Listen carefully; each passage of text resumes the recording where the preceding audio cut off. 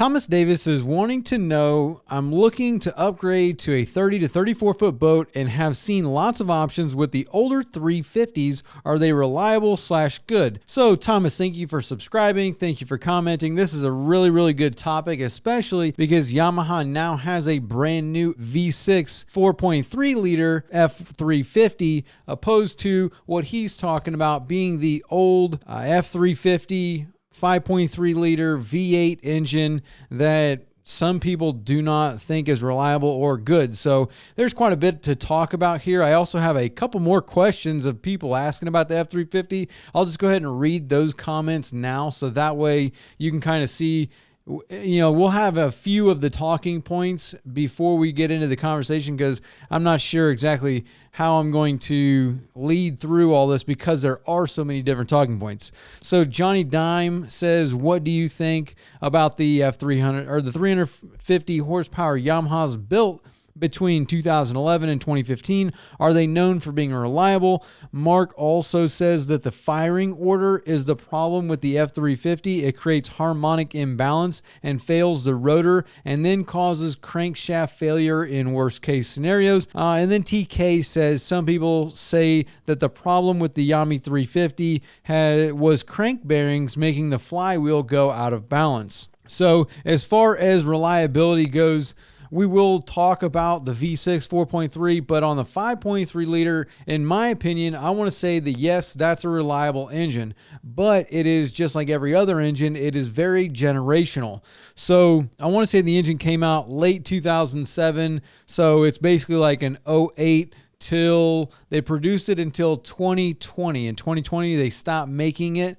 It was a heavy engine. I want to say somewhere around like 900 pounds. Not 100% on that, but I want to say it's like 900 pounds. So it's a heavy engine, and it was completely different than anything else that they've ever made.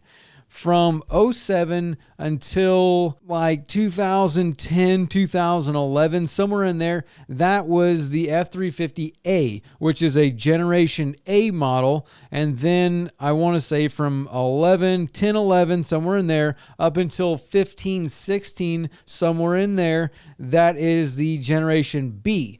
So the Generation B model, and then from like late 15, 16 until 2020 when they discontinued it, that was the F350C model. So you've got A, B, and C. So what Johnny's talking about here, the 11 to 15, that's basically going to be the Generation B models. Generation A had quite a few problems. That's probably where they got the biggest rap of having issues with the F350 outside of it being so heavy.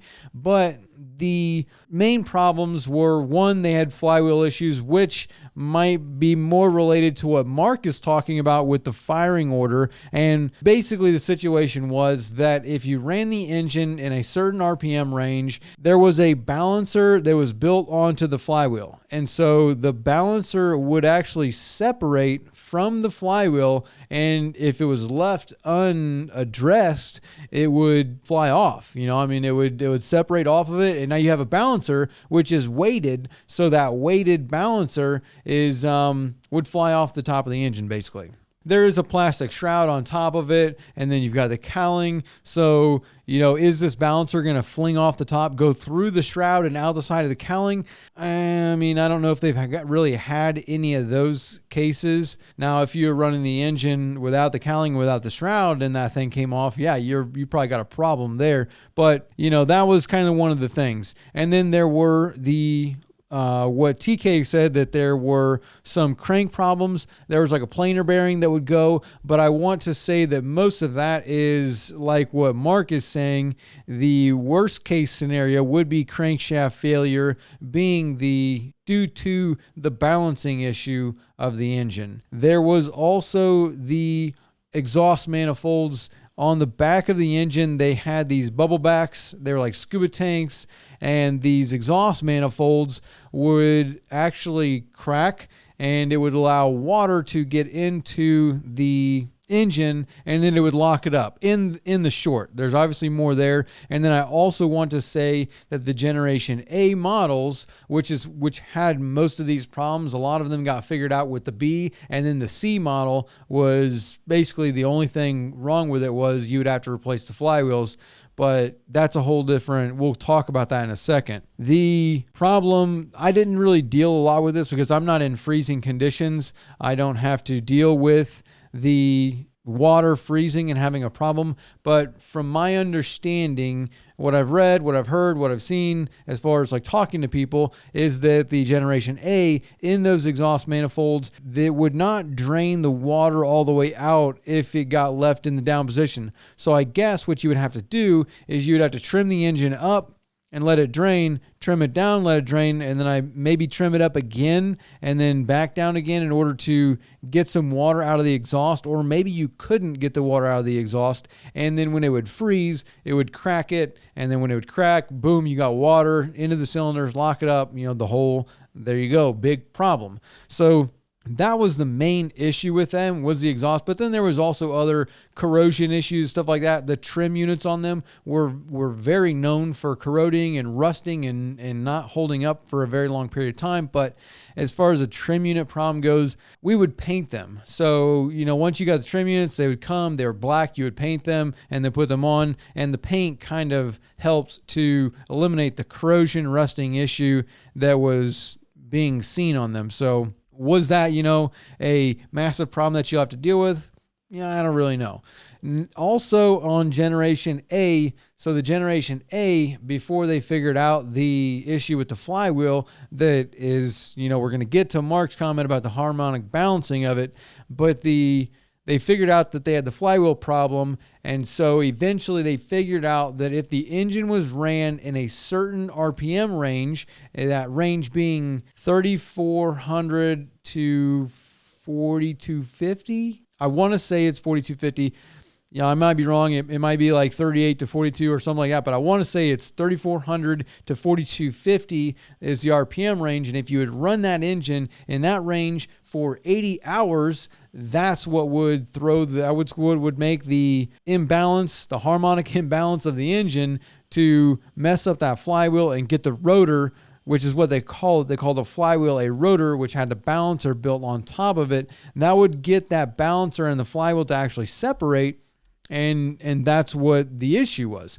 And then obviously, as soon as the engine went out of balance, if that balancer separated, then you would have a big problem with the balancing of the engine, which would then proceed to have problems with the crank, and where the planer bearings and that stuff would fail because the imbalance of the flywheel. You think about the crankshaft spinning on a V8 5.3 liter. It's a big engine. So from the bottom of the crankshaft to the top where that balancer is, that balancer gets out of whack. Now all of a sudden you've got all this weight at the top that is spinning around imbalanced. It's putting stress all over that crank, and it's going to start to wobble inside these very, very tight journals and tolerances between the crankshaft, the crank rods, the bearings, the whole assembly of a combustion engine.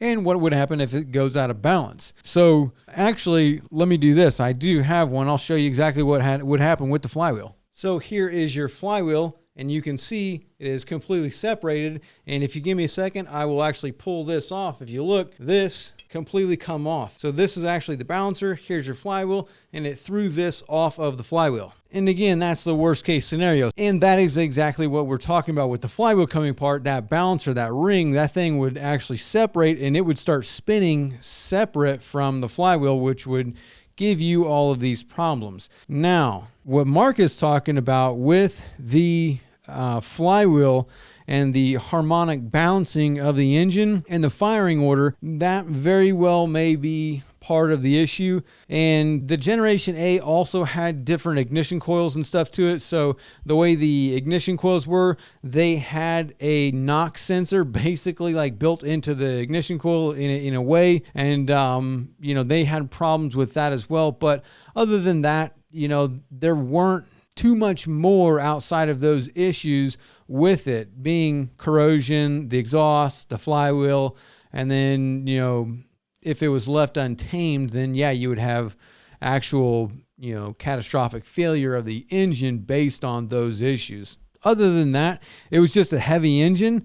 It was super powerful. I mean, it's a 5.3 liter V8, so it had nasty torque for a big engine. I mean, that thing had really, really good torque. It could push a lot of weight. It could sling a really big prop. So as far as reliability goes, in my opinion, yeah, they're going to be a reliable engine outside of those issues. And once you knew about those issues, then for most of them, there was workarounds, like the RPM issue being that if you ran the engine between 3,400 and 4,250, that over 80 hours, that's what would cause the problem of the flywheel. And you would get a code 87. Just to finish up on the Generation A, what they also did was they changed out the ECUs. So you would put a new ECU on there that would then track the time spent and in that RPM range. So as soon as you ran 80 hours inside that RPM range, which was pretty much cruising speed. So, as far as most people getting their fuel economy and their cruising range and their cruising speed,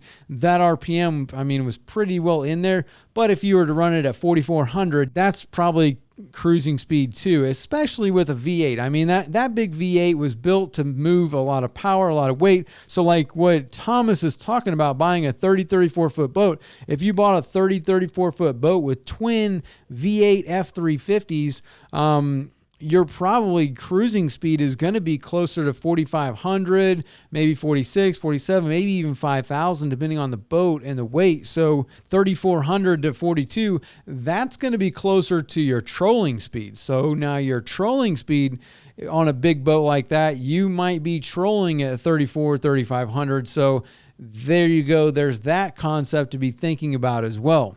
But as far as the ECU, you would swap out the ECU, and I would say that there's probably very, very few Generation A F350s left out there that have not had an ECU replacement, unless you find a 2008 2009 F350 that has 75 hours on the engine.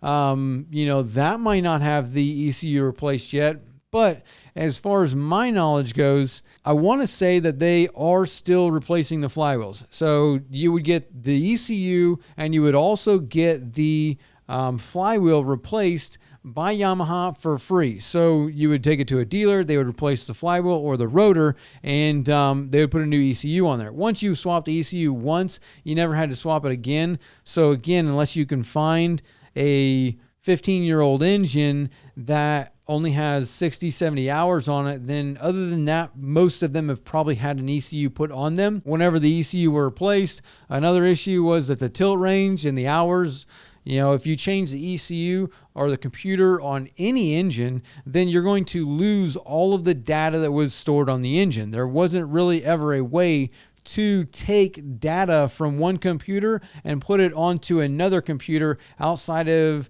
some configuration data. So when you do an ECU or PCM replacement on pretty much every outboard engine, you would lose engine hours and stuff like that. Some of the calibration stuff, you would lose all that. So on the F350, a lot of them would have a tilt limiter. So on the tilt limiter is basically you set a range for the engine to trim up out of the water, and then when it gets to a certain tilt range, it would stop based on that tilt limiter. And you would have to reset that because on some of these boats, it was a big engine. So when it would tilt out on some boats, the cowling would hit the back of the transom.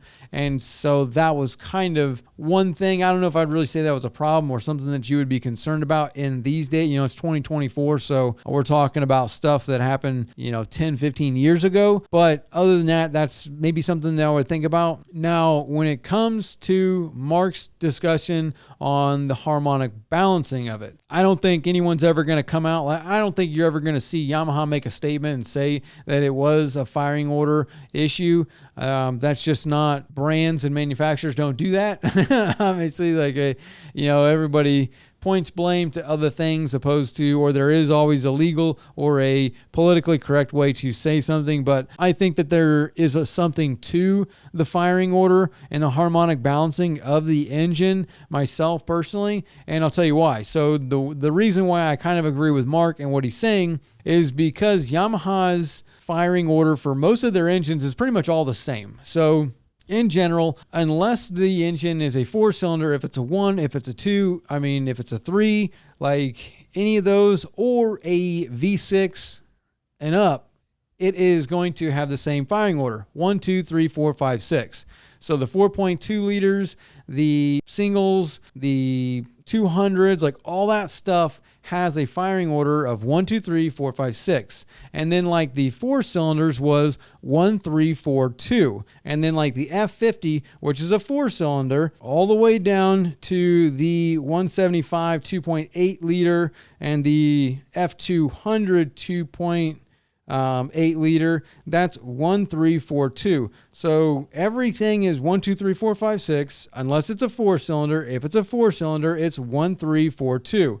Now, knowing that, pretty much everything on Yamaha is that's it. So that makes it super simple. The reason we talk about the firing order on the V8 and the 5.3 liter is because the F350 had a firing order of 1843 6572. So it's completely different.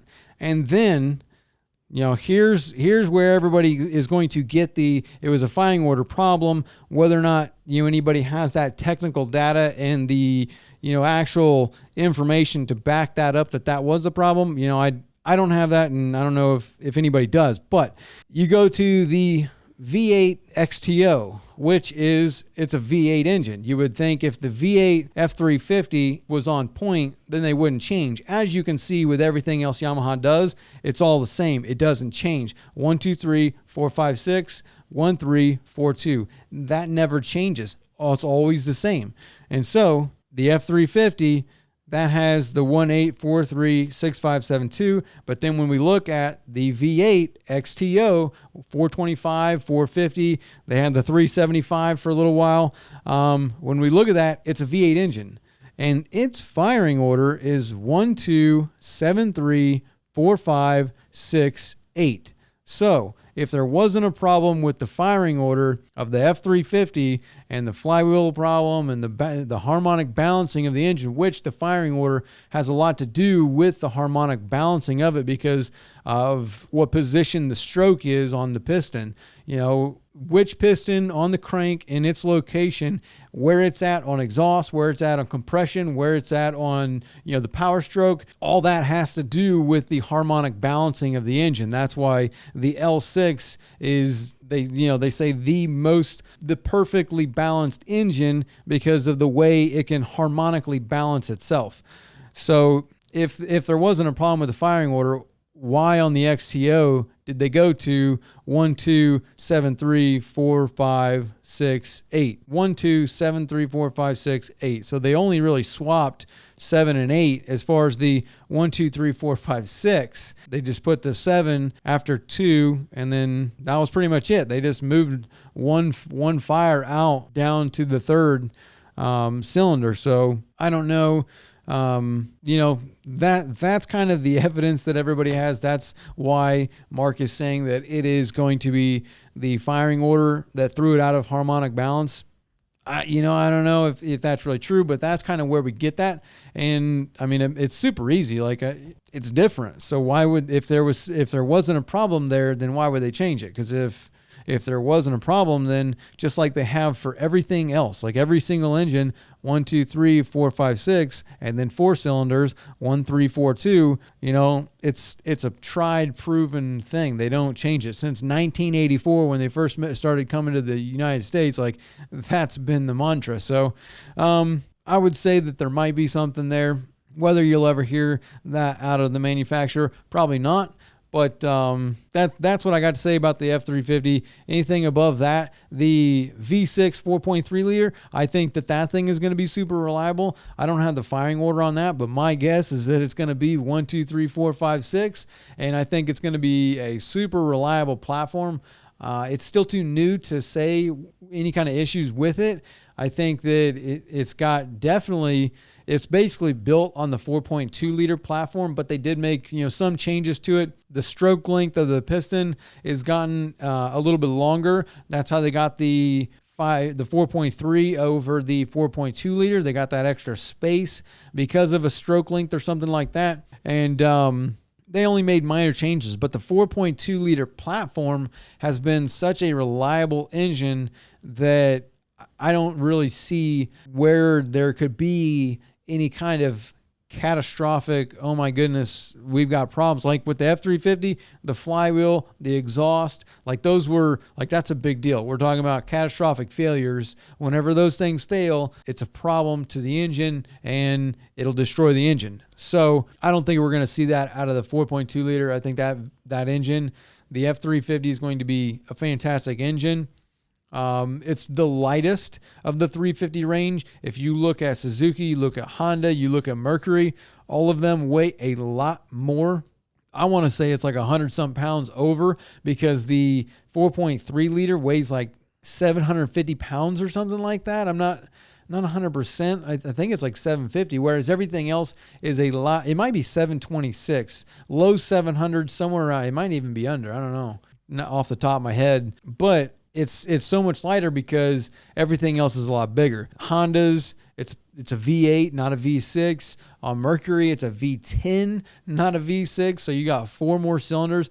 Obviously, that is going to play a point in the amount of weight that it can move and the use of the engine. So like a V10 is obviously going to probably outperform the V6 as far as pushing weight, because it's a much larger engine. It's, not a 4.2 liter. It's like a 6.7 or a 6.5, or it's a large, it has a larger displacement because it's a V10. So those are just a couple comparisons, but I think that the 4.3 is going to be outstanding. It's going to be very, very reliable. I think the 350 was very reliable, especially if you got a C model. If you got a 2016 to 2020, then super reliable. It's heavy. It's going to drink some fuel, but it's got tons of torque, tons of thrust. It's going to, perform really good if you're trying to move some weight. So there's that. I also want to say that I've read, I haven't been able to find this. I don't know if, how long the flywheel replacement deal is going to go on. I want to say it's the lifetime of the engine, but then again, I don't know. I know that there was a change in the flywheel. They did do a different manufacturer. So they did move over. I think Mitsubishi in like 2016 took over the flywheel place or the construction. Not 100%, but again, there's no like true fix there. They're still changing those flywheels if you run 80 hours in that range. But you usually get 3 years of factory warranty, and then you can buy like 2 or 3 years of YES warranty. So I don't know if they're going to ever stop doing the flywheel replacement. If they were, I would say it'd probably be 2025, because 2020 was the last one that was made. So in 2025, there will be no F350 out there that has any warranty. So I don't know the whole deal there. That's definitely going to have to be a question for a Yamaha dealer, whether or not that deal will continue to go through, for how long it will. Moving on to Paul. He wants to know, are Mercury C Pros an interference engine? Well, Paul, it depends on, so a C Pro is pretty much a commercialized detuned engine. Mercury makes a C Pro model for pretty much their entire product line. So from the 600 all the way down to like the 30 or something, I mean, they make a C Pro model. The C Pros, some of them have different gear cases. Some of them are detuned as far as the RPM range that they will go. A lot of them are built and detuned like that to be a little beefier, to be used in commercial applications, charter captains, moving barges, a work-related type of engine. They did that to where you can hopefully get more life out of the engine, because it is, detuned and structured in a way that it's meant to be used in a commercial application. So if it's an interference engine, that's going to depend on the model, because there are many models that Mercury does have that are interference engines. They do have some that aren't interference engines. So it's going to depend on the model of the engine. Is it a V6? Is it a V8? Is it 50 horse? What is it? And then that is going to determine whether or not it's an interference engine or not. So not really sure, without knowing a specific model. And I definitely don't know off the top of my head all of the models that are interference and that are not interference. I would have to look all that up. Then we've got one that says, hey, I'm a subscriber and I was wondering, I loaned my boat to a friend. Here we go. So I loaned my boat to a friend and the people who were on the boat said he was plowing with the boat, low RPM, wide open throttle. Low RPM, wide open throttle. Let me read that again. He says he was plowing with the boat, low RPM, wide open throttle. So I don't know how, wide open throttle is wide open throttle. So you got all the way down. If you trim the engine up too high, then it's going to just blow out the prop. You're going to be on the rev limiter. So I don't know how you're getting low RPMs and wide open throttle outside of, I don't know about that one, but can this cause the valves to get water in them? Can this cause the valves to get water on them and stick? I have to rebuild the heads now. Oh, it was rough also. So I think you're missing some information. I think that there's definitely something going on here that we're definitely missing some information. The low RPM, wide open throttle, I'm not exactly sure what you're trying to say on that one. As far as the water intrusion and bending valves and having to rebuild the head, water intrusion is usually on something like that. If it's rough out and we're plowing, most likely the throttle's got chopped at some point in time, because water intrusion doesn't just happen, it has to take water over. So every engine has an above the water exhaust to it. So that way at low RPM, when there's a lot of back pressure on the propeller, it allows the exhaust to go out of the engine above the water line, and every engine has that. And then when you're obviously on plane and going at high RPM, the water and the exhaust just dumps out of the propeller because there is a vacuum and all that other stuff. Now, if you are running along and you're in a following C, or what's going on here, and you take the throttles from wide open throttle and bring them back and then get into reverse and chop them like that, then the boat's going to come off a plane, and then the boat is going to be continuing to go, and the water on the boat is going. So here's your boat. The water's coming over the back of it. You've chopped the throttles and you've got it back down. Now you're in reverse. The water is going to be coming like this. And then that force of the water on the propeller is going to move that propeller because it's physics. The water is going to move it. If you get a wall of water that comes over the back, you can suck up water through the exhaust. And that is usually where you get water intrusion to bend valves. Now, something like that sounds to me more like what's going on here. I don't know about I think we're missing information if you ask me. I think you're missing information. Sounds like somebody chopped the throttles. You had water come over the top of the engines, or you were backing down on a wave or something like that, and the water came up over it and it was able to force water up the exhaust into the cylinder, and then boom, lock it up, bend the valves. And I think something like that sounds more realistic. You're not going to get water intrusion just from running the engine unless there is something else going on. You've got a failure that has happened over time, corrosion or stuff like that, water and fuel. There's other external factors that are going to get you to get water intrusion, not just running when it's rough. So I think you're missing some information, and that sounds like somebody probably chopped the throttles. Eric says, do I need to remove the shift linkage before removing the lower unit? So when you're taking off a lower unit, it's going to depend on the model if you have to disconnect the shift linkage or not. Most larger engines, if you got a 4-cylinder or you've got, a V6, a V8, an L6, anything big like that, most of them, you don't have to disconnect everything. Just drop the lower unit.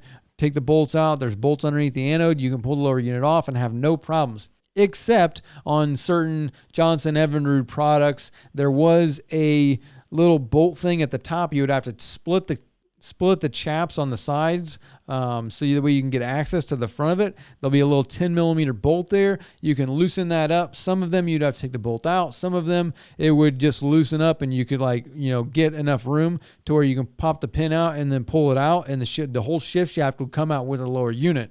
And then on smaller engines, 6 horse, 9.9, some 15s, 20s, some of these smaller engines, they would have a there's a coupler there, whether that be a coupler that's coupled together, or whether that is a screw coupler where you would screw this thing down onto the shift shaft or up onto the shift shaft, and then that would disconnect them, and there would be a connection point between the two shift shafts from the engine shift mechanism down to the lower unit shift shaft. That would be, you would have to disconnect that shift linkage. So it's all going to depend on the model that you have and the size of the engine on whether or not you're going to have to just disconnect a shift linkage in order to remove the lower unit. A lot of them, no. On some of them, yes.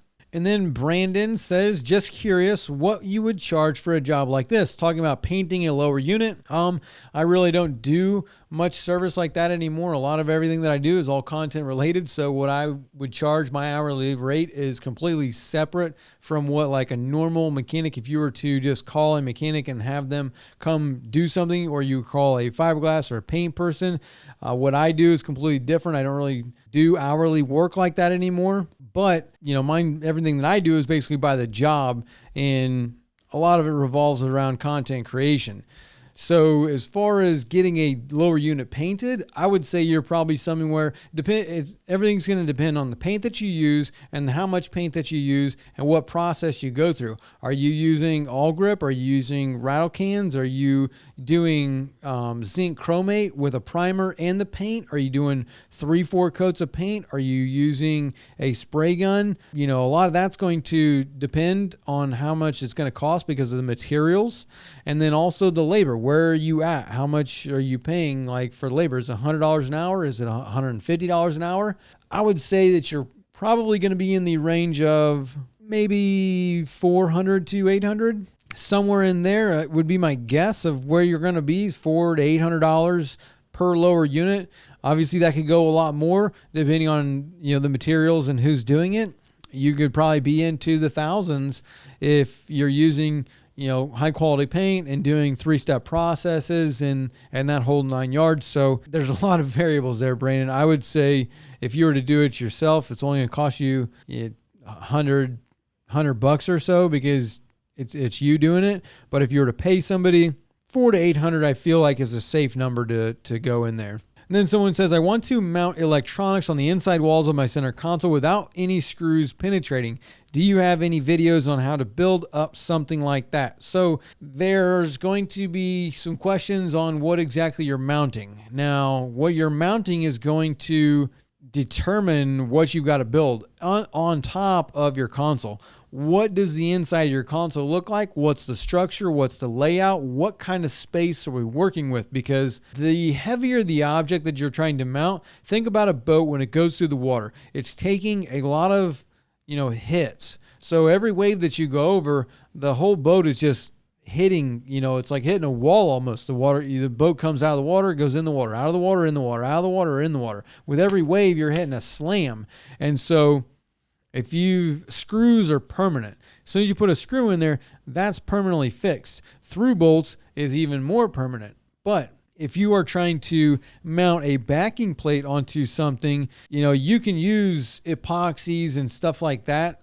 I would say is probably going to be what you're going to try and do to epoxy something on there. Or depending on the layout, you might have to make something like if you got the floor of the console that you can get to, if you can create a bottom brace and then have a back to it. So like you've got, an L shape like this. So here's the back that you're going to mount stuff to, and you've got a bottom to it. And then you put braces on both ends. You could build something like that if that's possible. Other than that, and because then you can screw that to the floor, or you could epoxy something to the wall to screw to. But if you're trying to mount a battery charger, a radar hub, an amplifier, like a heavier object, you're going to want to put some screws on there because that stuff's too heavy. If you're just trying to mount some fuses and stuff like that doesn't weigh a lot, you can get away with that. But it's going to depend on what are you mounting? What's the console look like? What's the space? It's going to take definitely going to take some fabricating and some thought out of you in order as far as some creation, and you're going to have to get creative based on your situation with your boat. Blue Water says, are you a fan of powder coating T-tops? thinking about it, but worried it will start chipping. I am a fan of powder coating. I do like it. I think it looks really good. I think that you are going to need to think about chipping, and chipping is definitely a factor. It depends on how you use the boat. For me, I'm a fan of it. I think it looks really good, but it depends on you personally and what exactly you like. Are you really OCD and want everything to be super clean, super nice all the time?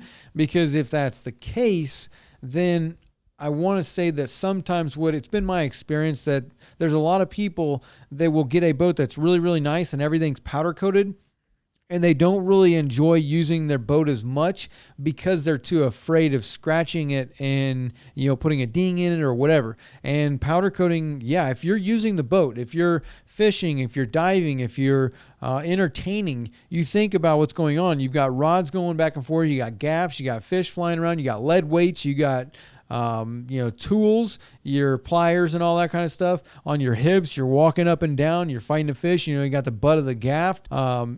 Things are going to get hit and eventually it will get scratched. Powder coating is way more durable than paint, and a lot of it will last a long time. You'll usually get quite a few years out of powder coating before it starts to chip. It doesn't really chip on its own unless it was powder coated incorrectly and there was stuff on the metal when it got powder coated. If there was, grease or dirt or something like that, or you have a piece of aluminum that is pitting and you have a corrosion problem pre-powder coating, then depending on who does the powder coating, usually it's not just going to chip. Like, it's not just going to start chipping off. It'll take a long time for it to start chipping, and the way it starts to chip is it gets a scratch. So if you get a nick, a ding, a scratch or something like that, like say you've got your pliers on your hip and you're walking up to the front of the boat to get to the cooler or to put, a fish in the fish box, and you walk across it and scratch it with your pliers, then you're going to get to that bare metal. Once you get to the bare metal, now the salt air and the humidity of the outside air is going to get to the metal, and then that is going to work its way under the powder coating.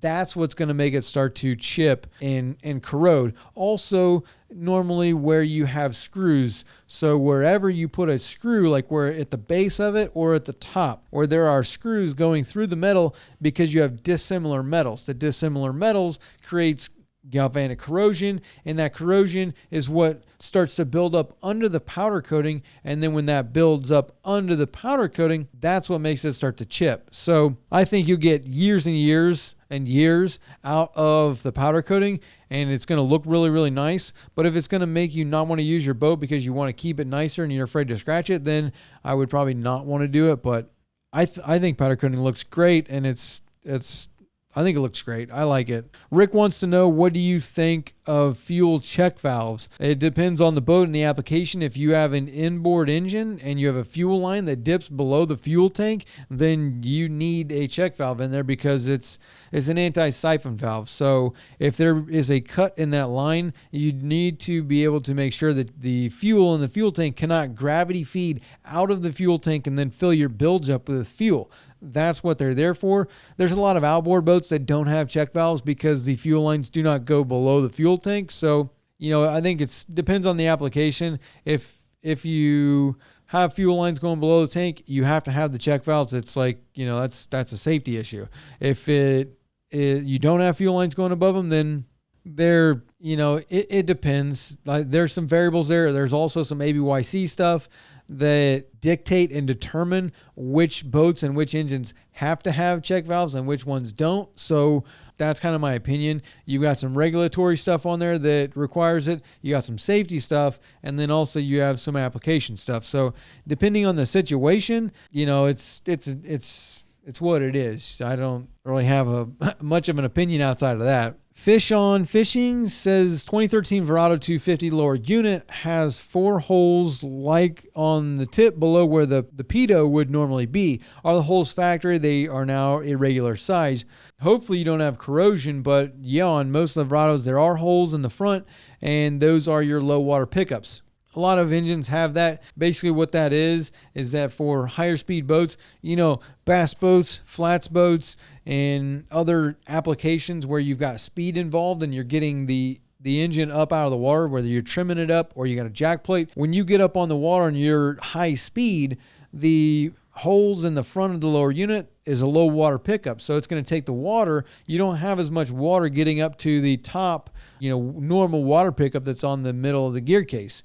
And so those low water pickups is what helps feed the volume and the amount of water to the engine and eliminates air bubbles from getting into the cooling system and having an overheat issue. So most likely that's what you're talking about. I hope that's what you're talking about. And yeah, they're supposed to be there. Cajun says, would you please talk to us about those scupper valves that are on this boat you're working on here, talking about 1720 Key West. I have a couple of floor drains that always have water coming up through them when the boat is in the water. And I'm wondering if these will help and if they would fit on my scupper holes. So application is going to be what we're talking about here. What he's asking about on the 1720 Key West, on the back of it, the deck drains out the back. So it's a deck drain.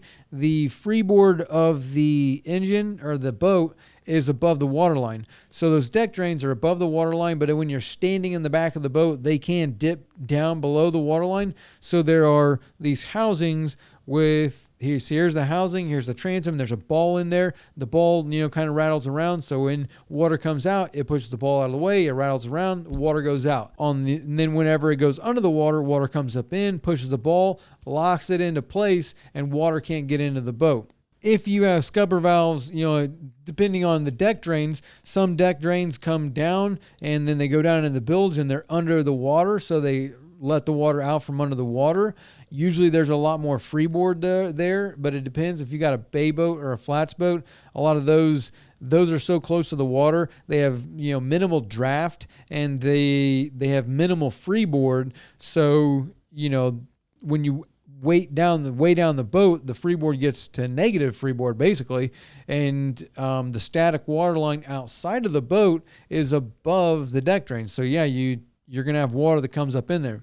Most of them have a different type of it. And then one other type, just before we go talking about the scupper and what he could do to fix the problem, there are also just rubber ones where, it's like just something on the back of the boat and it's got a rubber flapper valve there. It'll flap open like this when water comes out. And then when water comes on this side of it, it just pushes the rubber shut and doesn't allow the water to come in. But depending on the type of boat and the freeboard and where your deck drains are, that is going to kind of determine, what kind of solution you can have. They do make other types of scuppers outside of those. If you have deck drains above the waterline, usually those do pretty well. Now, there are other ones for like flats boats and stuff like that where you have basically a negative freeboard and the deck drains are like below. Usually there is a check valve in the drain out the bottom. So if your drains are in the deck and they go into hoses and then they go back to through-hull fittings that then dump the water out below the water line, then usually somewhere in there's a valve of some sort. It's not really a valve. It's, it's a diaphragm, or it is some sort of, I guess valve's the right word to use. Whether it be a ball, whether it be a duckbill or something to where water can flow in one direction, but it can't flow in the other direction. So, do you need something like that? That may be it. Or if your deck drains are going straight overboard, then possibly, if there's nothing on there now, then yes, as long as it's above the water line. Or is it, what type of boat? Is it where you have a wet well or a splash well in the back of the boat? Old Wellcrafts, Makos, Boston Whalers, stuff like that, where in the back where the engine is, you have, like this separate little compartment where the engine trims up into, and they have drains that are below the water line, but yet it doesn't get up to where it's in, above to get into the boat until you get a lot of weight in the back of the boat that pushes that below. Then those can be a problem. But other than that, it might work for you. It depends on your application. We'll do one more, and Roy wants to know, huge question, just bought a used boat with an outboard, kind of new to boating, but it doesn't look right. It's an older bass boat, and there are 3 batteries, and there are three batteries in the same compartment as the fuel tank. Should I be worried and move the batteries? Here's another question that's going to be application related. You know, that's one of the problems with a bass boat, like bass boats, bay boats, flats boats. A lot of them, you know, you are very limited in the space. And then we're also talking about boats that have minimal freeboard, and they are, you know, the gunnels aren't very tall. These are boats that are meant to go into skinny water and get on plane to go quick. You know, they're just basically a platform that you're fishing off of in every direction. So some of them are meant to, you know, trim the engine up out of the water and use a pulling platform to get up on, you know, really, really shallow areas. So space is always going to be a problem in one of these boats. My guess, if you're talking about 3 batteries, most likely these are the trolling motor batteries. I'm not 100%, but, you know, usually depending on the boat, in the back, there'll be, you know, a couple batteries for the engine and all your electronics. And then up in the front, you'll have a compartment where most likely the fuel tank is going to be up there. And then also, when you add a trolling motor to the mix, 3 batteries go in for the trolling motor, and you have limited space on where you can put the batteries. Is it ideal? No. Is it application specific? I would say definitely yes, because, you know, you think about the safety issue of it. You've got your fuel tank and you've got batteries. If you're changing your batteries out and, you know, you mess up and hook something up wrong, you create a spark right there next to the fuel tank. If there is a, you know, hole in the tank, or you've got a leak in your tank, or, you know, normally, obviously with time, things fail. But, you know, when everything's, you know, in working order, the tank's not leaking. It's vented to the outside of the boat. So there really isn't any way for it to catch fire. But again, you're talking about scenarios. There are regulations and there are standards to where things can go and what can be in what, but it's going to be application specific for this, whether you should move them or not. I mean, you might not have anywhere to move them. So a lot of them also are going to have some kind of divider. Usually the fuel tank is in its own separate compartment that's separated from it. So, you know, I don't know what kind of boat this is, or, you know, what's going on. Most likely there is no other option. So, but usually the fuel tank's in a completely separate compartment, not, you know, in a wide open compartment. But I also don't have the greatest experience with bass boats. Like, I don't work on, you know, bass boats every day, because I usually do offshore stuff, cuddy cabins and stuff like that, more flats boats, bay boats, center consoles, things of that matter. I'm not really on a river or a lake where people are bringing in bass boats every week. So I've not had, you know, 10,000 bass boats experience. But I would say maybe even take a picture of it and, you know, go to your local dealer or somewhere in your area, or even, you know, to call someone, email them the picture, see what they say, you know, but you might be just overthinking it too. We might all just be overthinking the issue. So that's what I would say. Other than that, everybody have a great week. See you next time.